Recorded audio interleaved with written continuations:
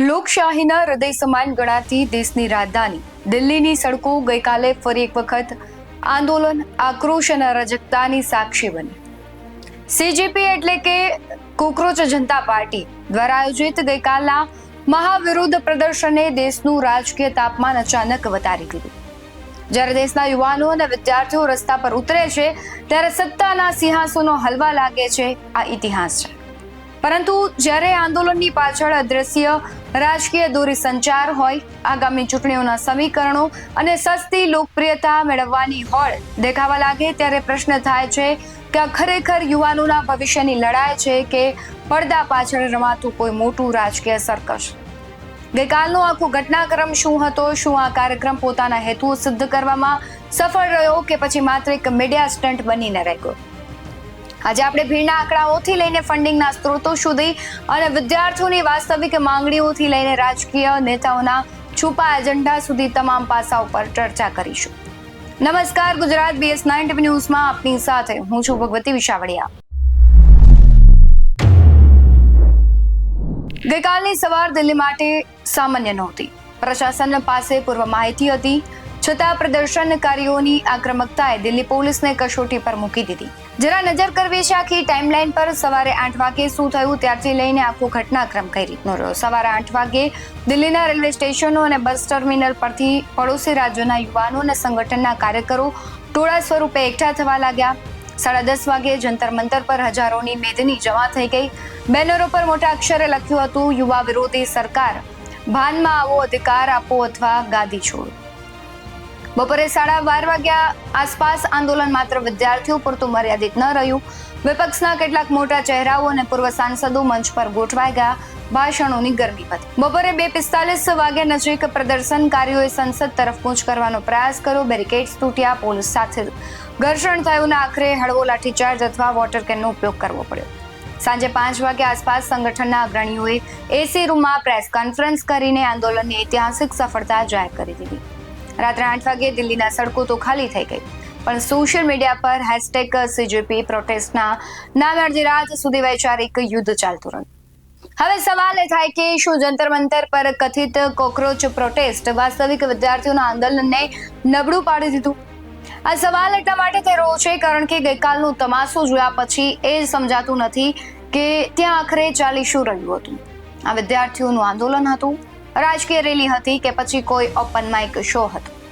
જો તમે ગઈકાલ ત્યાં નહોતા તો તમે એ વિડીયો માત્ર જુઓ તો તમને ખબર પડી જાય, અથવા હું તમને ગેરંટી આપું કે તમે સમજી નહીં શકો કે નીટ અને CBSEના વિદ્યાર્થીઓના નામે બોલાવેલું પ્રદર્શન હતું કે શું હતું. ક્યારેક લાગતું હતું કે આ LGBT કોમ્યુનિટીના અધિકારોનું પ્રોટેસ્ટ છે, તો ક્યારેક ડફલીના તાલે લાગતું હતું કે JNUનું કોઈ રેગ્યુલર પ્રોટેસ્ટ છે. તો ક્યાંક રાજકીય નેતાઓ, ક્યાંક ગરીબ ખેડૂતો, ક્યાંક રાજકીય નેતાઓ, ક્યાંક ગરીબ ખેડૂતો, તો ક્યાંક જાણીતા આંદોલનજીવી. કોઈ વિડીયોમાં આઝાદી આઝાદીના નારા લાગતા હતા, તો કોઈ ઉમર ખાલિદના ગુણગાન ગાતું હતું, તો અમેરિકાથી વાયા આવેલા પેલા ભાઈ મંચ પરથી જય ભીમના નારા લગાવતા હતા. હદ તો ત્યારે થઈ જાય જ્યારે કથિત પાર્ટીના પ્રવક્તા પોતે બેસીને આરામથી કોલ્ડ કોફી પી રહ્યા હતા અને પાછળ એક ગરીબ વૃદ્ધ કાકા પાસે પંખો નખાવી રહ્યા હતા. ગરમી એટલી હતી કે નેતાઓથી શ્વાસ નહોતો લેવાતો. અમેરિકાવાળા ભાઈ પણ 2-4 કલાક ભાષણ ફટકારી ને સીધા પોતાની લક્ઝરી એસી ગાડીમાં ભરાઈને જતા રહ્યા. બીજો એક વિડીયો પણ સામે આવ્યો હતો જ્યાં RSS મુર્દાબાદના નારા ચાલે છે. ત્યાં જ એક મહાન બુદ્ધિજીવી પ્રગટ થાય છે અને જનતાને સમજાવે છે કે EVM કેવી રીતે હેક થાય છે અને આપણે બેલેટ પેપરથી ચૂંટણી કરાવવી જોઈએ. એક ભાઈ હાથમાં લાલ ડાયરી લઈને આવ્યા અને દાવો કર્યો કે આ દેશનું બંધારણ છે, પણ ડાયરી ખોલી તો અંદર એમની પોતાની શેરો શાયરી લખેલી હતી.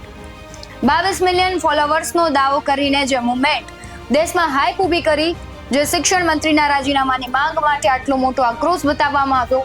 નવાઈની વાત તો જુઓ કે ત્યાં આવેલા અડધા લોકોને એ શિક્ષણ મંત્રી ધર્મેન્દ્ર પ્રધાનનું નામ પણ ખબર નહોતું. કોઈ અબ્બા ડબ્બા ચબ્બા કરતું હતું, તો કોઈ અમિત પ્રધાનના નામના રાજીનામાની માંગ કરતું હતું. ધર્મેન્દ્ર પ્રધાન અને સરકારવાળા પણ હસતા હશે કે આ લોકોએ અમારી મુસીબત કેટલી સરળ કરી દીધી. સાચું કહું તો એક પત્રકાર તરીકે દુઃખ થાય જ્યારે નીટ અને CBSEના વિદ્યાર્થીઓનો દર્દ અને તેમના સવાલો 100% સાચા હતા, પણ આ હાઈપના ભૂખ્યા લોકોએ તેમને તમાશો બનાવ્યો. એ મંચ પર વિદ્યાર્થીઓ સિવાય બધું જ હતું, જે મંચ પર પેપર લીક, પરીક્ષાની કુવ્યવસ્થા અને નેશનલ ટેસ્ટિંગ એજન્સી એટલે કે એનટીએની જવાબદારી પર પ્રહારો કરવાના હતા, જ્યાં વિદ્યાર્થીઓને તેમના લાચાર માતા પિતાને આગળ કરીને પૂછવાનું હતું કે જે પરિવાર વર્ષો સુધી લોહી પાણી એક કરે છે, શું તેમને એક પ્રામાણિક પરીક્ષા મેળવવાનો અધિકાર નથી? ત્યાં કાયદો વ્યવસ્થા, જાતિવાદ અને વ્યક્તિગત એજન્ડાના નારા લાગતા હતા. મજાક બનાવી દીધો હતો આખો મુદ્દાને. ગઈકાલે જંતર મંતર પર રેલની ક્રાંતિ અને રોડની ક્રાંતિ વચ્ચેનો એક મોટો ભેદ સાબિત થઈ ગયો. સોશિયલ મીડિયા પર કરોડો લોકો અંગૂઠો ચલાવીને સપોર્ટ આપતા હતા, પણ જ્યારે 39 ડિગ્રીની કાળઝાળ ગરમીમાં સડક પર ઊભા રહેવાની વાત આવી ત્યારે એ ભીડ ક્યાંક ગાયબ દેખાઈ હતી. ઇન્ટરનેટ પર સરકાર પાડી દેવી એ સહેલી છે, પણ જમીન પર પરસેવો પાડવો, ખરેખર મહેનત કરવી, અવાજ ઉઠાવવો ખૂબ અઘરું છે. આંદોલનના ઓનર ગાડીમાં બેસીને કહે છે, જરા ભાઈ એસી ચલાવો, અને ભાઈ પાછા ઇન્ડિયન ક્રિકેટ ટીમની જે જર્સી છે તે પહેરીને આવ્યા હતા. સમજાતું નહોતું કે ભાઈ ક્રિકેટ રમવા નીકળ્યા છે કે દેશના યુવાનોનો અવાજ ઉઠાવવો. પેલા વકીલ સાહેબ હાથમાં કોફી લઈને રોફ મારે છે, વી ડોન્ટ નીડ પરમિશન, અને પછી પાછળ કાકા પંખો નાખે છે.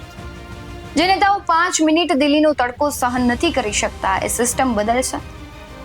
કોઈ પણ આંદોલનની અસલી તાકાત તેનું ફોકસ એટલે કે તેનો મુદ્દો હોય છે. જ્યારે મંચ પર બધા પોતાનો અલગ અલગ છુપો એજન્ડા લઈને ચડી જાય ત્યારે અસલી એજન્ડા ગાયબ થઈ જાય છે. ગઈકાલે સવારે જે ચર્ચા પેપર લીક અને શિક્ષણ વ્યવસ્થા પર થવી જોઈતી હતી, તે સાંજ પડતા કોફી, પંખો, વાયરલ વિડીયો, ઈવીએમ અને જેએનયુ પર શિફ્ટ થઈ ગઈ.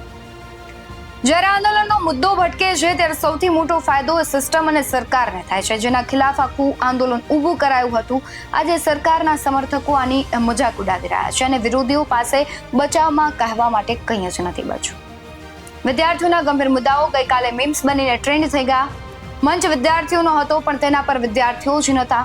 એ ગરીબ અને વાસ્તવિક વિદ્યાર્થીઓ જે જનરલ ડબ્બામાં શૌચાલય પાસે બેસીને ગરમીમાં પોતાના ભવિષ્ય માટે પેપર આપવા જાય છે, તે આજે પણ ખૂણામાં બેસીને વિચાર કરે છે કે અમારા નામે તમે નેતાઓ, યુટ્યુબર્સ, ઇન્ફ્લુએન્સર ભેગા તો થયા, પણ આખા સર્કસમાં અમે ક્યાંય નહોતા. આ વિચારવા જેવી વાત છે. કોઈ વિરોધ નથી, પરંતુ જે ક્ષતિઓ દેખાય તેના પર આ અહેવાલ તૈયાર કરવામાં આવ્યું છે.